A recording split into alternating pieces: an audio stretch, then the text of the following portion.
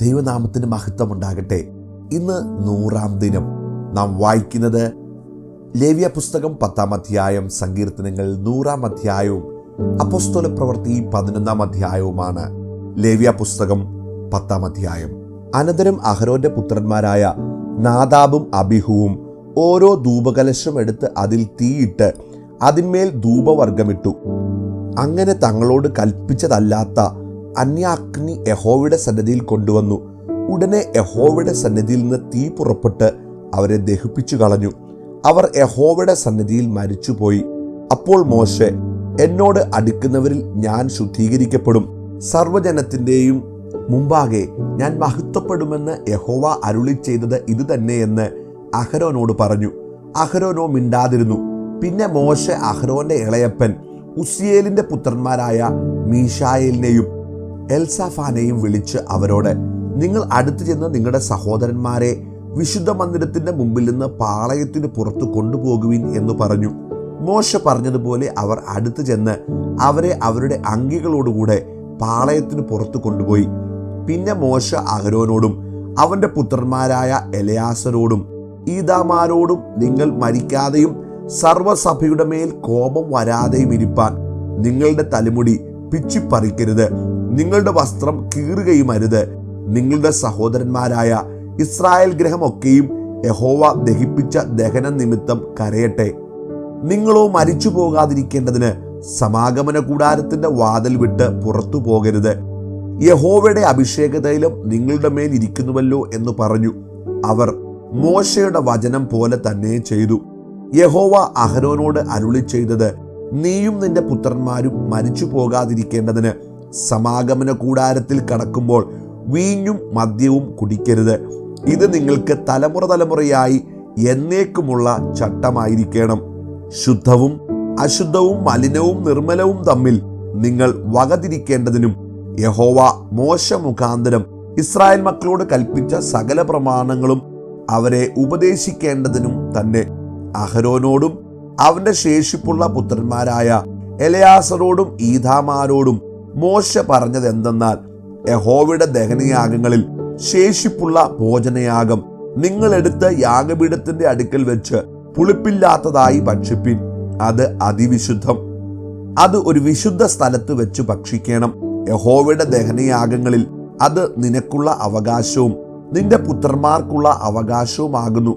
ഇങ്ങനെ എന്നോട് കൽപ്പിച്ചിരിക്കുന്നു, നീരാജനത്തിന്റെ നെഞ്ചും ഉദർച്ചയുടെ കൈക്കുറക്കും നീയും നിന്റെ പുത്രന്മാരും പുത്രിമാരും വെടിപ്പുള്ള ഒരു സ്ഥലത്ത് വെച്ച് തിന്നേണം. ഇസ്രായേൽ മക്കളുടെ സമാധാന യാഗങ്ങളിൽ അവ നിനക്കുള്ള അവകാശവും നിന്റെ മക്കൾക്കുള്ള അവകാശവുമായി നൽകിയിരിക്കുന്നു. മേധസ്സിന്റെ ദഹനയാഗങ്ങളോടുകൂടെ അവർ യഹോവയുടെ സന്നിധിയിൽ നീരാജനം ചെയ്യേണ്ടതിന് ഉദർച്ചയുടെ കൈക്കുറുക്കും നീരാജനത്തിന്റെ നെഞ്ചും കൊണ്ടുവരേണം. അത് യഹോവ കൽപ്പിച്ചതുപോലെ ശാശ്വത അവകാശമായി നിനക്കും നിന്റെ മക്കൾക്കും ഇരിക്കണം. പിന്നെ പാപയാഗമായ കോലാടിനെക്കുറിച്ച് മോശെ താൽപര്യമായി അന്വേഷിച്ചു, എന്നാൽ അത് ചുട്ടുകളഞ്ഞിരുന്നു. അപ്പോൾ അവൻ അഹരോന്റെ ശേഷിപ്പുള്ള പുത്രന്മാരായ എലയാസരോടും ഈഥാമാരോടും കോപിച്ചു. പാപയാഗം അതിവിശുദ്ധവും സഭയുടെ അകൃത്യം നീക്കിക്കളവാനും അവർക്കു വേണ്ടി യഹോവയുടെ സന്നിധിയിൽ പ്രായശ്ചിത്തം കഴിപ്പാനും നിങ്ങൾക്ക് തന്നതുമായിരിക്കെ നിങ്ങൾ അത് ഒരു വിശുദ്ധ സ്ഥലത്ത് വെച്ച് ഭക്ഷിക്കാഞ്ഞത് എന്ത്? അതിൻ്റെ രക്തം വിശുദ്ധ മന്ദിരത്തിനകത്ത് കൊണ്ടുവന്നില്ലല്ലോ. ഞാൻ ആജ്ഞാപിച്ചതുപോലെ നിങ്ങൾ അതൊരു വിശുദ്ധ സ്ഥലത്ത് വെച്ച് ഭക്ഷിക്കേണ്ടതായിരുന്നുവെന്ന് പറഞ്ഞു. അപ്പോൾ അഹരോൻ മോശയോട്, ഇന്ന് അവർ തങ്ങളുടെ പാപയാഗവും ഹോമയാഗവും യഹോവയുടെ സന്നിധിയിൽ അർപ്പിച്ചു. എനിക്കിങ്ങനെ ഭവിച്ചുവല്ലോ. ഇന്ന് ഞാൻ പാപയാഗം ഭക്ഷിച്ചുവെങ്കിൽ അത് യഹോവയ്ക്ക് പ്രസാദമായിരിക്കുമോ എന്ന് പറഞ്ഞു. ഇത് കേട്ടപ്പോൾ മോശയ്ക്ക് ബോധിച്ചു. 100-ാം സങ്കീർത്തനം. സകല ഭൂസിമാവാസികളുമായുള്ളവരെ യഹോവയ്ക്ക് ആർപ്പിടുവിൻ. സന്തോഷത്തോടെ യഹോവയെ സേവിപ്പിൻ. സംഗീതത്തോടെ അവന്റെ സന്നിധിയിൽ വരുവിൻ.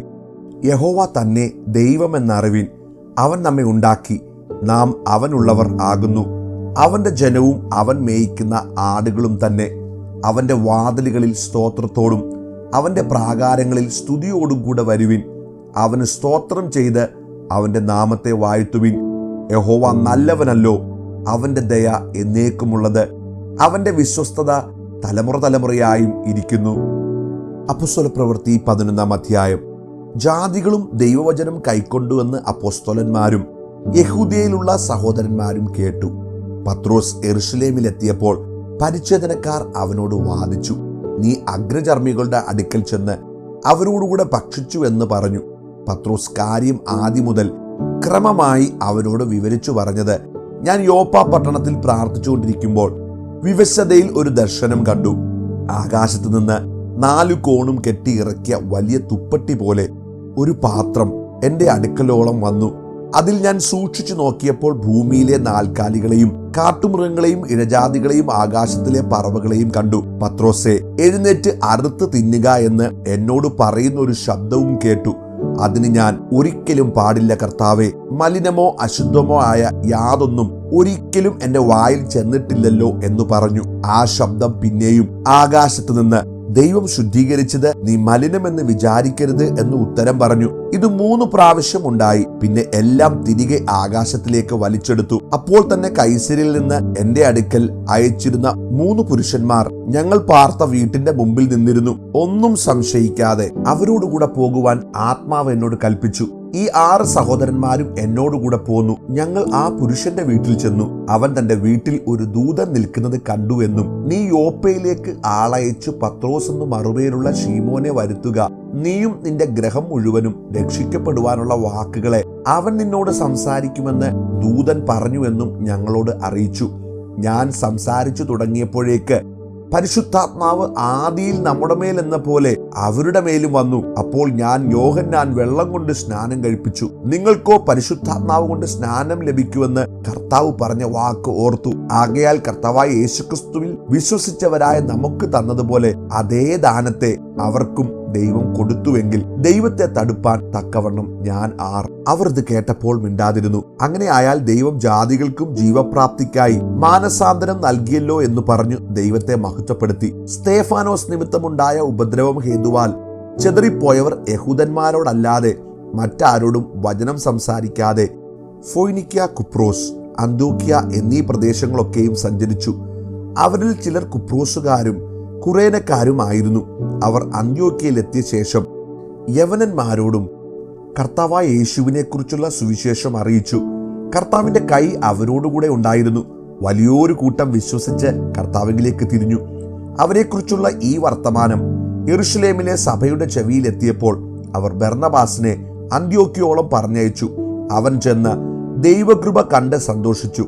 എല്ലാവരും ഹൃദയനിർണയത്തോടെ കർത്താവിനോട് ചേർന്ന് നിൽപ്പാൻ തക്കവണ്ണം പ്രബോധിപ്പിച്ചു. അവൻ നല്ല മനുഷ്യനും പരിശുദ്ധാത്മാവിനാലും വിശ്വാസത്താലും നിറഞ്ഞവനുമായിരുന്നു. വളരെ പുരുഷാരം കർത്താവിനോട് ചേർന്നു. അവർ ശൗലിനെ തിരവാൻ തർസോസിലേക്ക് പോയി. അവനെ കണ്ടെത്തിയാറെ അന്ത്യോക്യയിലേക്ക് കൂട്ടിക്കൊണ്ടുവന്നു. അവർ ഒരു സംവത്സരം മുഴുവനും സഭായോഗങ്ങളിൽ കൂടുകയും ബഹുജനത്തെ ഉപദേശിക്കുകയും ചെയ്തു. ആദ്യം അന്ത്യോക്യയിൽ വെച്ച് ശിഷ്യന്മാർക്ക് ക്രിസ്ത്യാനികൾ എന്നു പേരുണ്ടായി. ആ കാലത്ത് യെരുശലേമിൽ നിന്ന് പ്രവാചകന്മാർ അന്ത്യോക്യയിലേക്ക് വന്നു. അവരിൽ അഗബോസ് എന്നു പേരുള്ള ഒരുവൻ എഴുന്നേറ്റ് ലോകത്തിലൊക്കെയും മഹാക്ഷാമം ഉണ്ടാകും എന്ന് ആത്മാവിനാൽ പ്രവചിച്ചു. അത് ക്ലൗദോസിന്റെ കാലത്ത് സംഭവിച്ചു. അപ്പോൾ യഹൂദയിൽ പാർക്കുന്ന സഹോദരന്മാരുടെ ഉദവിക്കായി ശിഷ്യന്മാരിൽ ഓരോരുത്തൻ പ്രാപ്തി പോലെ കൊടുത്തയപ്പാൻ നിശ്ചയിച്ചു. അവർ അത് നടത്തി. ബർന്നബാസിന്റെയും ശൗലിന്റെയും കയ്യിൽ മൂപ്പന്മാർക്ക് കൊടുത്തയച്ചു. പ്രിയമുള്ളവരെ, കർത്താവിന്റെ അളവറ്റ ദയയാൽ കഴിഞ്ഞ 100 ദിവസങ്ങൾ ദൈവവചനം വായിപ്പാനും മനനം ചെയ്യുവാനും നമുക്ക് ദൈവം കൃപ ചെയ്തുവല്ലോ. നിങ്ങൾക്ക് ഏവർക്കും അത് അനുഗ്രഹമായിരിക്കുന്നു എന്ന് ഞാൻ വിശ്വസിക്കുന്നു. നിങ്ങളുടെ വിലയേറിയ അഭിപ്രായങ്ങളും നിങ്ങൾക്കുണ്ടായ അനുഭവങ്ങളും സാക്ഷ്യങ്ങളും ദയവായി ഞങ്ങളുടെ നമ്പറിൽ അറിയിക്കുക. ഹിസ്വിൽ ആപ്പിന്റെ പ്രവർത്തനങ്ങളെ ഓർത്ത് ദയവായി പ്രാർത്ഥിക്കുക. കർത്താവ് എല്ലാവരെയും അനുഗ്രഹിക്കട്ടെ. അവിടുത്തെ വരവിനായി വിശുദ്ധിയോടെ ഒരുക്കി നമ്മെ സൂക്ഷിക്കട്ടെ എന്ന് പ്രാർത്ഥിക്കുന്നു. ആമേൻ, ആമേൻ, ആമേൻ.